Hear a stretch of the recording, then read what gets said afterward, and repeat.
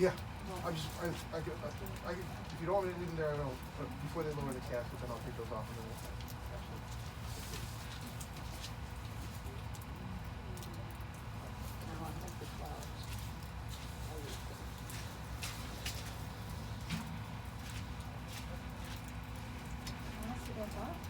I'm sorry? No, you're perfect. I'm just, it's just dripping right here.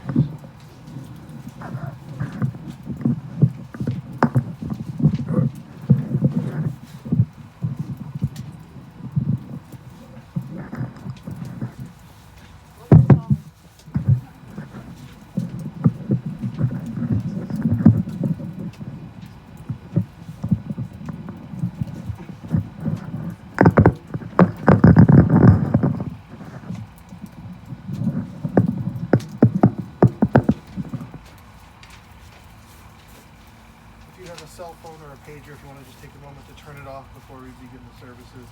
And officiating today will be Rabbi Lisa Bellows from Congregation Batler.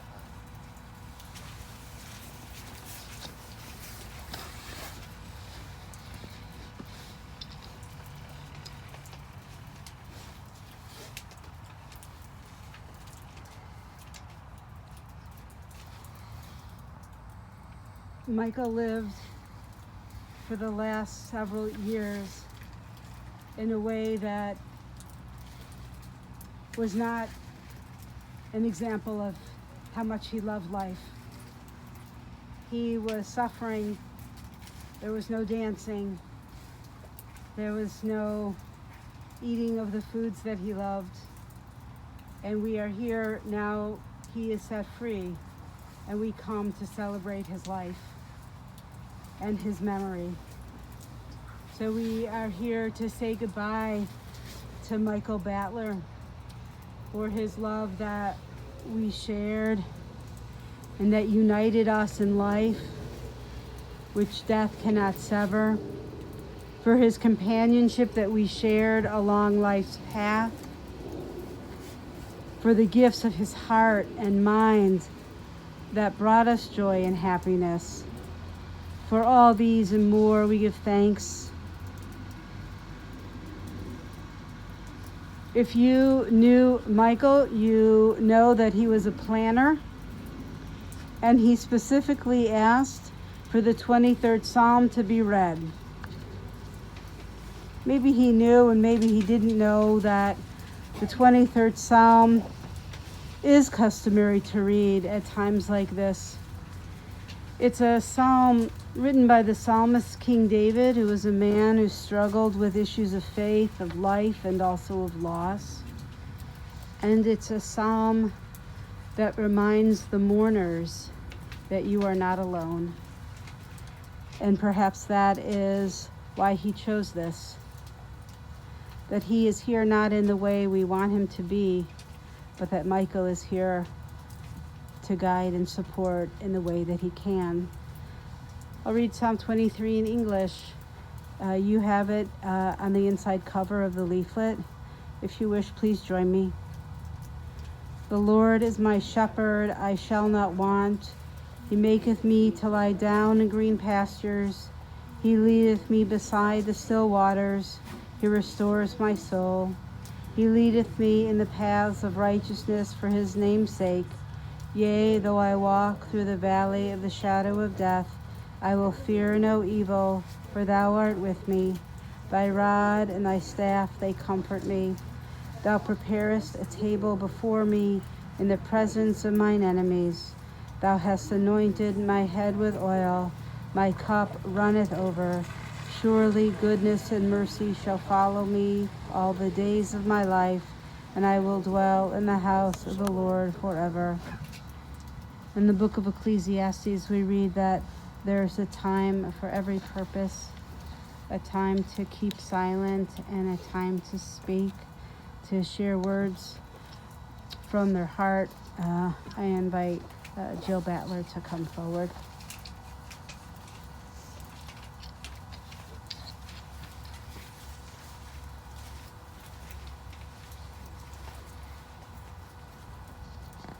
On behalf of Stacy, Marcy, and Bob,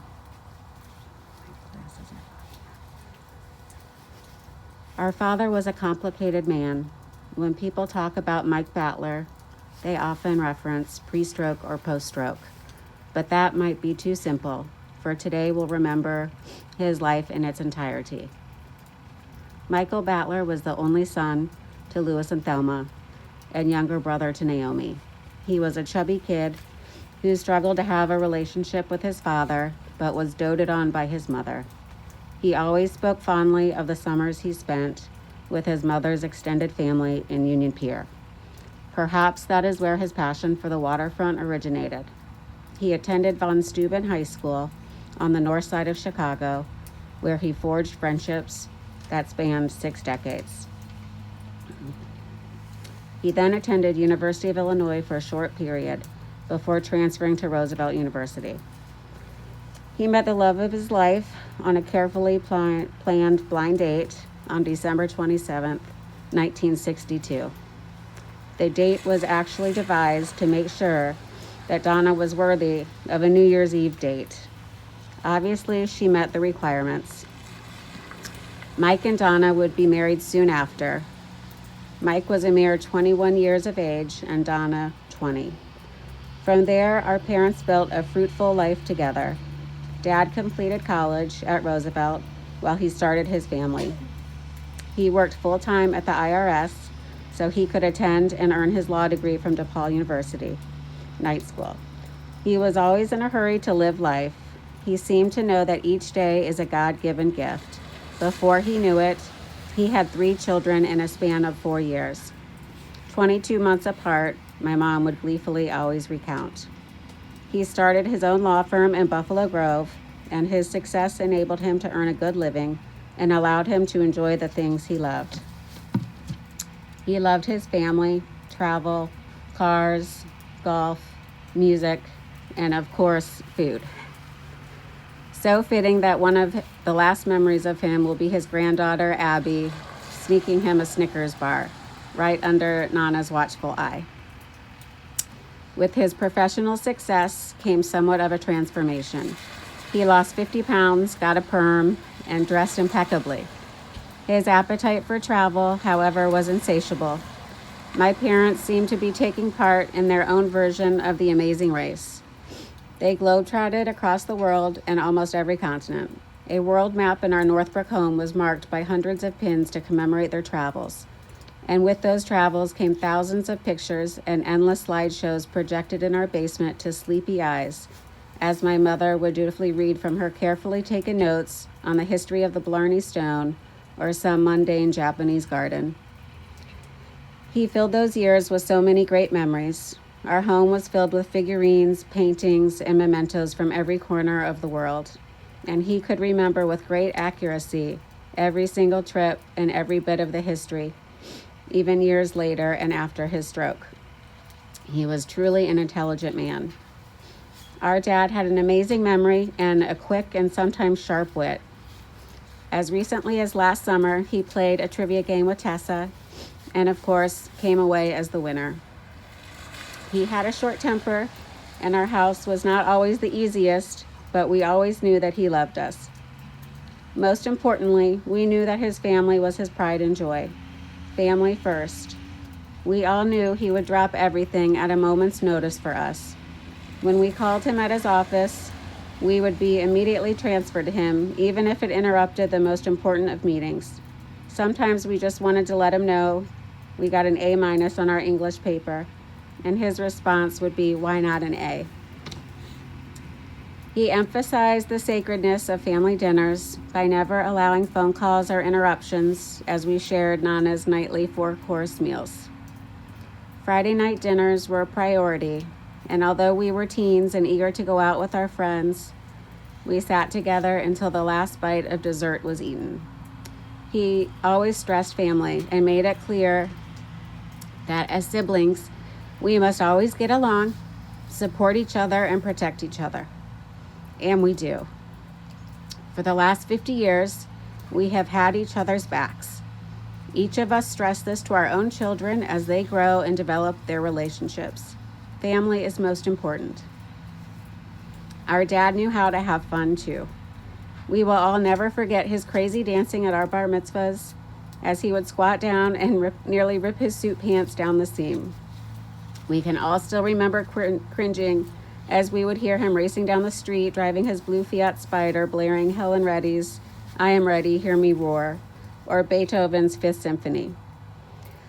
And forever etched into our memories is a photo of him in his cowboy hat, boots, and Speedo suit winning the best legs contest. He was super proud of those legs. Dad was proud of his 3 kids' successful marriages. He often remarked that he must have done something right. 3 kids married within the faith, 7 grandchildren, all good people. Sadly, none of his grandchildren ever got to know the real Mike, but they did know the gentler, softer, and more compassionate side of their grandfather. They knew him to be quiet and observant. They knew he loved them and was so proud of each of them. At a Passover Seder at Lenore's recently, he made a speech detailing the accomplishments of each. It had nothing to do with Pesach, and we were all a little confused about the timing of this speech. Essentially, it was important for him to kvel a little and let everyone know how proud he was. The grandkids remember trips to Boca and swimming in the pool as he would squirt them with his good hand or blow water at them through a long noodle. He loved the ocean and the beachfront. He took such joy in introducing the beach to his grandchildren as he built sandcastles with them and strolled along the beach hand in hand. He would wake up each morning and wait for all of us to join him for a cup of coffee on the balcony as we watched the waves and boats. That balcony was his favorite place in the world. Even after his stroke, he continued to have his spirit and drive and tenacity. He never gave up after his stroke. He fought like hell to walk, speak, drive, and even return to work. His unwillingness to give in was an incredible gift to us all. He was a study in perseverance. Most people know that he loved to golf. It was a way he connected with people, and it was how he communicated with his son. Unfortunately, he was a terrible golfer. But he never gave up trying, and he will forever be remembered as the one-handed golfer at the Red Reef Par 3 course where he finally got his hard-earned hole-in-one. What a lesson for us all. And through it all, he had the love of his life, our mom Donna, by his side. She was with him through everything, right beside him for over 50 years. With unparalleled love and caring, she nursed him through to the very last breath. She never wanted anyone to see our dad as damaged. We all wondered how she did it over the years, but we all know why she did it. Our dad was a romantic. He would never forget the anniversary of their first date, and every year he would make sure that yellow roses would arrive on time. In the last years, he would call Stacy several months ahead and remind her daily because it was so important to him that our mom know how much he cared and loved her. He would have been lost without her. He could not have had a better wife, and he knew it, and she knew he loved her without end. Most of the days were spent as a proud father and a loving husband. Most would agree that he was a difficult person. He could be stern and demanding. He had a quick temper and could hold a grudge. He was opinionated and could be condescending, but a man is a sum of his parts, and he was a good man. He was a loving man. Even in his last days, when he could barely speak or feed himself, His biggest concern was for Marcy's recent loss, and he spent his last few days providing advice and trying to help. He wanted the best for his 3 children, and he had a very high bar for us.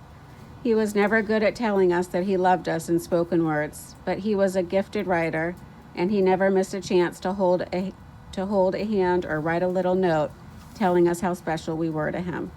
To paraphrase the closing to a letter he wrote to the 3 of us in 1990, he said, "Kids, the material things we have are nice, but the 3 of you always have been, and always will be our most valuable possession. We love you and will forever and ever."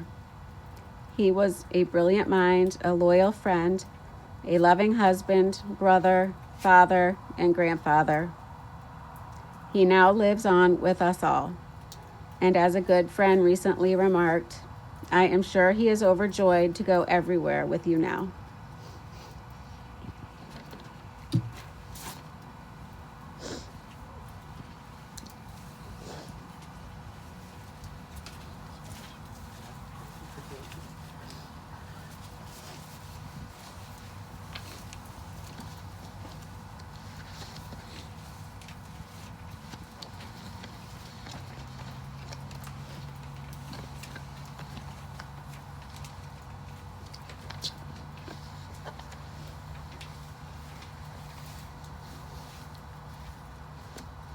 Michael taught you to make family a priority, because he did. Taught you to enjoy life every moment that you can. Taught you to dance like no one else is in the room. Hold hands with a loved one so that they know that they are loved. Michael was a good man, a righteous man.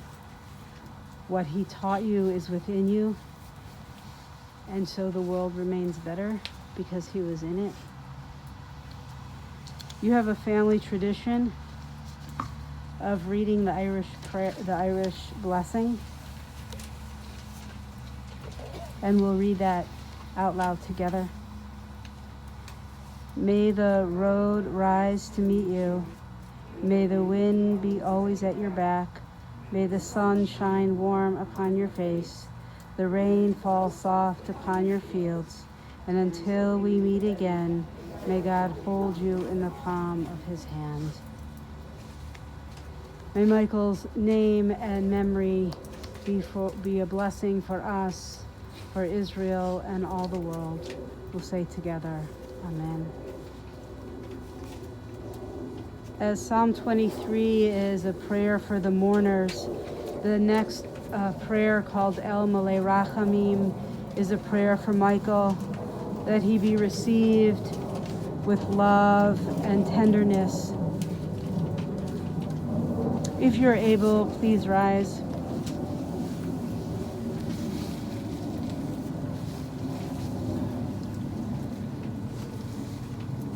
El Malei Rachamim Shochen Bamromim Hamatzei Menucha Nechona Tachat Kanfei Shechina Im Kedoshim Utorim Kezohar Harakia Mazirim Et Nishmat Moshe David Ben Lebel Vetova Shahalach Leolamo Baal Rachamim Yestireu beseter kenafav leolamim, veitzur b'itzur ha'chaim et nishmato.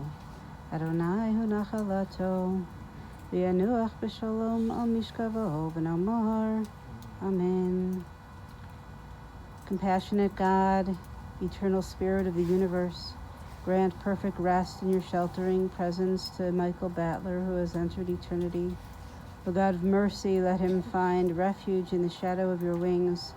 Let his soul be bound up in the bond of everlasting life. God is his inheritance. May he rest in peace. Together we say, Amen. And now let's turn to the words of the mourner's Kaddish. Yitkadal v'yitkadash shmei Rabbah, Ve'alma divra chirutei v'yamlich malchutei, V'chayechon uvyomechon uvchayei b'chol Beit Yisrael, B'agala ubizman kariv imru, Amen. Yehi shmei Rabbah mivorach le'olam olamei almaya. Yitparach v'yishtabach v'yitpa'ar v'yitraman v'yitnaseh, v'yitadar v'yitaleh v'yitalal shmei dekudesha b'richu. Le'ela min kol birchata v'shirata tushbachata v'nechamata damiran be'alma v'imru, Amen. Yehi shlama rabba min shemaya v'chayim aleinu v'al kol Yisrael v'imru, Amen. Oseh shalom b'mromav hui aseh shalom aleinu v'al kol Yisrael v'imru, Amen. May God grant peace to those who mourn and send comfort to all of us who are bereaved. Amen.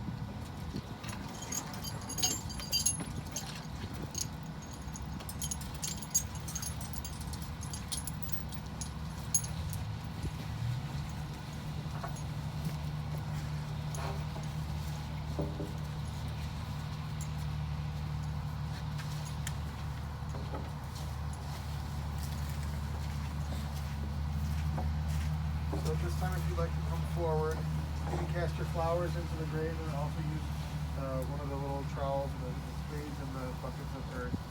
Some people have the tradition, the practice, the custom to place 3 measures of earth to show our intentionality in participating in this mitzvah. So if you'd like to come forward at this time, please just be careful. Stay behind the table. Stand behind the table. Yeah, right there.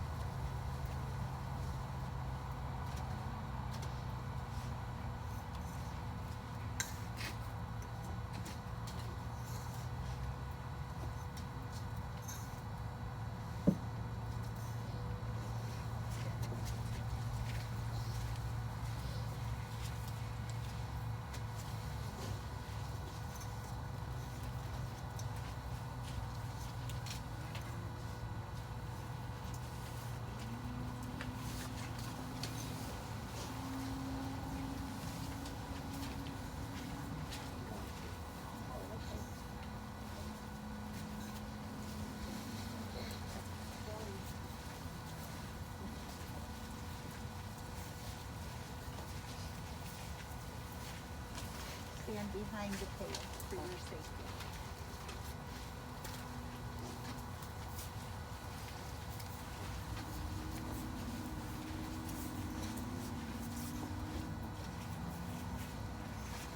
Stay behind the pail for your safety. Okay. Okay, good. Okay. Keep it.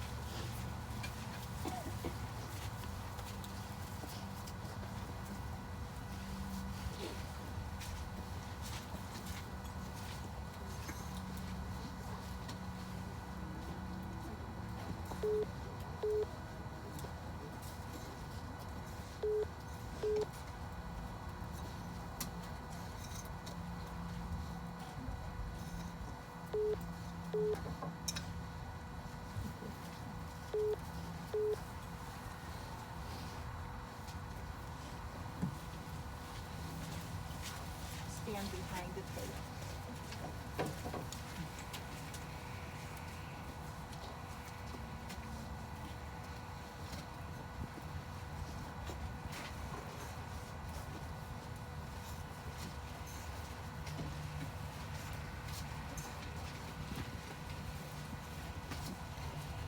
The next thing that's going to happen is that the cemetery staff will fill the grave. If you want to stay here to witness that, you certainly can do so. If you prefer not to see that, then we'll encourage you to do.